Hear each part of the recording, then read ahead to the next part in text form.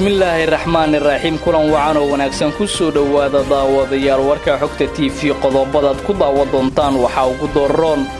gudoomiyaha cusub ee gobolka Banaadir iyo ra'iisul wasaare Kheyre oo soo kala dhaxgalay khilaaf xoogan ciidamada Kenya oo maanta dad shacab ah ku laayay gobolka Gado wasiir Beyle oo shaaciyay in dawladda federaalka aysan ka hortagi karin dakhliga al-shabaab ka hesha Muqdisho maamulka Jubbaland oo warka ka soo saaray xarigii Muqdisho lagu geystay wasiirka amniga maamulka xildhibaan xidig marna sheegtay inuu yahay madaxweynaha Jubbaland oo loo sameeyay ballanqaad Axmed Madoobe kula heshiin karo Kenya oo hadal yaab laga soo saartay xayiraadii la saaray diyaaradaha Kismaayo tagaya ama ka imaanaya ergadii beesha Saleeban ku matali lahayd shirka Dhuusamareeb oo tagay magaaladaasi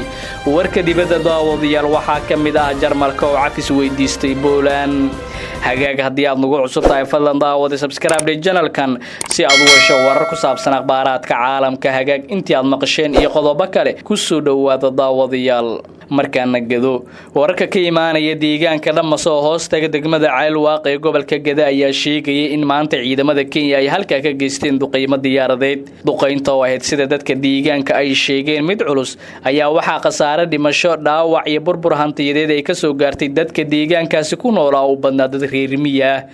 duqeymaha fuliyeen diyaaradahaasi ayaa waxa ku nafwaay dad gaari 4 qof laba ay yihiin haween halka labada kale ay yihiin caruur sida ay inoo sheegeen dadka deegaanka Dhamase Cabdiraxmaan Cabdi Cumar oo kamid ah odayaasha deegaanka Dhamase oo la hadlay warbaahinta ayaa sidan u sheegay deegaanka Dhamase aagiisa waxa ka dhacay dib badan ka dhacay Dhamase dada lagu laayay xoolaha lagu laayay guriyaha la gubay waana wax iska joogta oo dadka Soomaalida ay ciidamada Kenya ku hayaan ama diyaaradaha ku duqeeyeen ama dhulka ku socdeen waxay isaga hayaan weeyo hadda dadku ay iska qabsadeen oo iska laynayaan oo aan loo kala aabadeyn waayeel iyo caruur iyo xoolo iyo guriyo midna loo kala aabadeyn oo la iska duqeynayo weeyo adeero dhimasho waa jira dad 4 qof oo laba haween iyo caruur ah iyo laba caruur ah dhintay afartaas qof waa dhinteen dhaawac badanna wuu jiraa guriyaha la gubay oo dadka makasta oo reer baadiyaha oo xoolo dhaqatada oo ayaga laftirkooda wax la koobi kara ma ahana way badan yihiin marka dib aad u fara badan bay ku haysaa qoladan maamulka Kenya iyo ku haya dadka Soomaaliyeed oo xuduudaha iyo aagaas degan dhinaca kale Cabdiraxmaan Cabdi Cumar ayaa sidoo kale sheegay in deegaanka Dhamase ay maanta ka jirta xaalad cakirin dadkii ku dhaawacmayna duqeymahaasi la geeyay isbitaal ku yaala degmada Ceelwaaq oo hoos yimaada Dhamase iyo deegaana kale xaaladda Dhamase waa iska cakiran tahay aagaas waa iska cakiran yahay dadku mar walbaba waxay iska sugayaan hadii dibkaas la isaga hayo ay iska sugayaan dibkan haduu nagu soo kordhay intii bilaha sanadkan dhexdiisa ahayd hadda sanadkan socda dhexdiisa wixii ahaa dadka dhaawacmay qaar Ceelwaaq waa loo qaaday qaar Ceel Qaalow waa loo qaaday qaar hadii waxa Dhamase laftirkiisa la geeyay waxba iska jirjira dadku waa iska dad waxa weeyaan xaaladu wax adeer wanaagsan ma ahan meeshana meel shabaab laga yaqaan iyo midna ma ahan gudoomiyaha cusub ee gobolka Banaadir ahna duqa Muqdisho Cumar Maxamed Maxamuud Finish oo si rasmi ah uga shaqo bilaabay xarunta dawladda hoose ee gobolka Banaadir ayaa durba wajahaya caqabado xoog leh oo uga imaanaya xiriirka kala dhaxeeya ra'iisul wasaare Xasan Cali Kheyre warbaahinta ayaa ogaatay in Xasan Cali Kheyre iyo Cumar Finish uusan u dhaxaynin heshiis isla markaana ay ku kala tageen kulamo ay ku yeesheen madaxtooyada Soomaaliya ka hor xil wareejinta Cumar Finish khilaafka oo salka ku haya ciidamada maamulaya aqalka dawladda hoose iyo go'aanka amniga Muqdisho ayaa sababay in labada mas'uul ay isku fahmi waayaan Cumar Finish duqa cusub ayaa dalbaday in xilka laga qaado taliyaha qaybta guud ee booliska gobolka Banaadir kadib markii Saadiq John iyo Cumar Finish ay isku maandaafeen ciidamo oo Cumar Finish keensaday aqalka dawladda hoose duqa cusub ayaa sheegay inuu san la shaqeey karin Saadiq John amniga Muqdishona laga xisaabtami doono gobolka Banaadir dhammaan dadkii kala shaqeyn lahaana amniga iyo horumarka gobolka oo la imaanayo gudoomiyaha waana arinta sababtay kala tag labada hogaamiye xildhibaano iyo saraakiil ka tirsan gobolka Banaadir ayaa warbaahinta u sheegay in khilaafka la gaarsiiyay madaxweynaha Soomaaliya Maxamed Cabdullaahi Farmaajo isla markaana hadda la sugayo madaxweyne Farmaajo aniga ima muuqato wada shaqeyn dhex mari karta Finish iyo Kheyre haddii aan Farmaajo nidaam u sameynin ayuu yiri xildhibaan ka tirsan golaha shacabka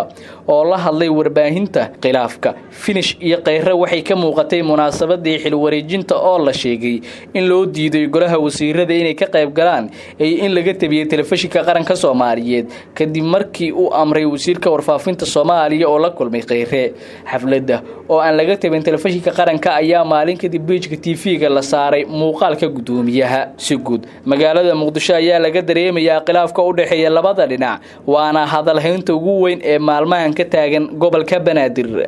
maamulka Jubbaland ayaa war ka soo saaray xarigii wasiirka amniga maamulkooda Cabdirashiid Janan guddiga amniga Jubbaland ayaa war saxaafadeed ka soo saaray xarigii wasiirka amniga Jubbaland Cabdirashiid Janan kaasoo shalay ciidamada booliska ay ku xireen garoonka diyaaradaha Muqdisho xilli uu ku sii jeeday Addis Ababa kana yimid gobolka Gedo war saxaafadeed ka soo baxay guddiga amniga Jubbaland ayaa la sheegay in xarigaas uu yahay mid aan raad ku lahayn sharciga xuquuqda muwaadinka iyo xasaanada mas'uuliyiinta dawlad goboleedka Jubbaland ayaa loogu baaqay cid kasta oo ku lug leh talaabada xurriyadda looga qaaday wasiirka amniga Jubbaland Cabdirashiid Janan si degdeg ah dib loogu soo celiyo xurriyadooda dhinaca kale degmada Balada Xaawe gobolka Gedo ayaa maanta laga soo sheegayaa banaanbaxyo looga soo horjeedo xarigga dawladda federaalka Soomaaliya u geysatay wasiirka amniga Jubbaland wasiirka wasaaradda maaliyadda xukuumadda Soomaaliya ayaa shaaca ka qaaday in dawladda federaalka aysan ka hortagi karin dakhliga al-shabaab ka hesha Muqdisho wasiirka wasaaradda maaliyadda Soomaaliya Cabdiraxmaan Ducaale Beyle ayaa shaaciyay in xukuumadda federaalka aysan ka hortagi karin dakhliga al-shabaab ka hesha magaalada Muqdisho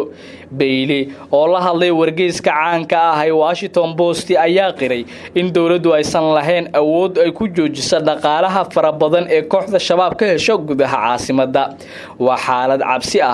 ma hayna awood aan ku wajahna arintaasi ayuu yiri wasiir Beyle isagoo ku sugan dalka Japan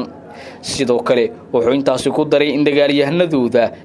ay joogaan meel kasta iyagoo isku ekeysiinaya shacabka dhibaatada waa mid hal nooc ah al-shabaab waa Soomaali sida annaga ama qof kale meel walba ay joogaan waana naga mid yihiin ayuu hadalkiisa sii raaciyay al-shabaab ayaa malaayiin dollar sanad kasta ka hesha Muqdisho iyadoo canshuur ka qaada dekada iyo ila kale oo muhiim ah sidoo kale waxay lacag sakawaad iyo canshuur ka qaadaan ganacsatada oo taga deegaanada Mubaarak iyo deegaano dhowr ah oo hoos yimaada labada gobol Shabeellada Dhexe iyo Shabeellada Hoose oo caasimadda daris la ah hadalka ka soo baxay wasiirka maaliyadda oo kamid ah wasiirada ugu miisaanka culus xukuumadda ayaa dhabar jab ku ah dawladda federaalka sidoo kale wuxuu niyad jab ku yahay ganacsatada Soomaaliyeed markaana Kismaayo xildhibaan xidig marna sheegtay inuu yahay madaxweynaha Jubbaland ayaa ballanqaad وأحمد مدوبة كله هشين كرلو سميي سنتر إفتين حسن باستي حلبان كلا وكتر سنة بهرمان كصوماليا يعني لحادين كبلابي خلاف كوده هي حلبان عبدالرشيد محمد حيدك أحمد محمد إسلام مدحوينها جبلان ولبدو دوبة شيكتي مدحوينها جبلان إلى وريدي حقوقها لها يا وربعين توشيغي إن حمنهان أي لكل من لبدا مسؤول إسلام أركانا لوجيرو غرغرتن يضاد كلول أحمد مدوبة ayaa guddiga u ballan qaaday in uu bixin doono lacag iyo ballanqaad ku saabsan soo laabashada kursiga xildhibaanimo ee xidig ee baarlamaanka cusub ee Soomaaliya ee la dhisay 2022 Axmed Madoobe ayaa guddiga u ballan qaaday in uu bixin doono lacag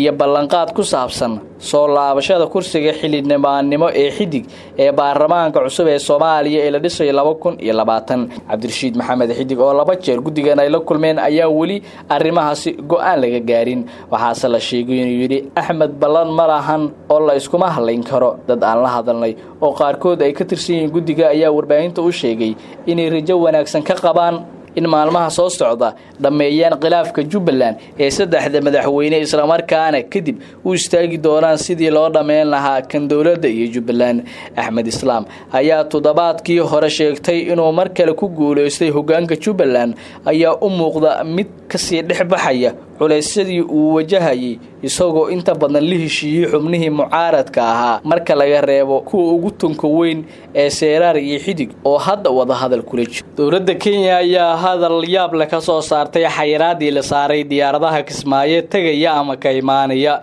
Wargeyska Daily Nation ee ka soo baxa dalka Kenya ayaa sheegay in go'aanka dowladda federaalka ay Soomaaliya ku amartay in diyaaradaha tagaya ama ka baxaya Kismaayo maraan Muqdisho ay tahay ujeedo ka dhanah dowladda Kenya. Wargeysku waxa uu sheegay in magaalada Kismaayo ay joogaan ciidamo Kenyaan ah sidoo kalena joogaan magaalada Dhobley. Dowladda Soomaaliya ayaa toddobaadkii hore ku amartay diyaaradaha ka degaya Kismaayo ama ka duuraya in ay soo maraan garoonka diyaaradaha aadan cadde ee magaalada Muqdisho si hubin loogu sameeyo.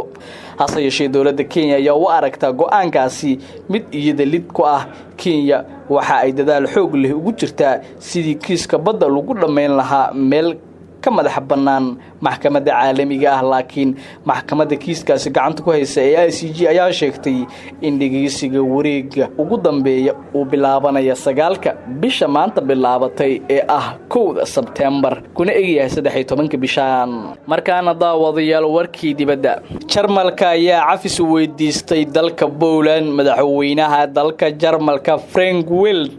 ayaa Poland weydiistay in ay ka cafiyaan dagaalkii Naasiyiinta halkaasi ku qaadeen 80 sano ka hor inta uu socday dagaalkii labaad ee dunida. Madaxweynaha iyo hogaamiyaal kale oo dunida ka socda ayaa ku sugan caasimadda Poland si ay uga qayb qaataan munaasabadda lagu xusayo markay colaaddu dilaacday. Munaasabadda ayaa gelinka hore ee maanta waxaad ah laga daahfurayaa caasimadda dalkaasi William, halkaas oo ay Jarmalku ka bilaabeen duqeynta. Madaxweynaha Jarmalka oo la hadlay dhigiisa Poland ayaa weerarka Naasiyiinta Jarmalka ku tilmaamay mid lid ku ah bini'aadanimada. Madaxda la filayo inay munaasabadaasi gelinka dambe ee maanta gadaal uga biiraan waxaa ka mid ah ra'iisul wasaaraha dalka Jarmalka, madaxweyne ku-xigeenka Mareykanka. Intuu socday dagaalkii labaad ee dunida, Poland waxa ay ku weyday 6 milyan oo muwaadiniinteeda ka mid ah. daawadayaal waa naga intaa warkii aad kala socoteen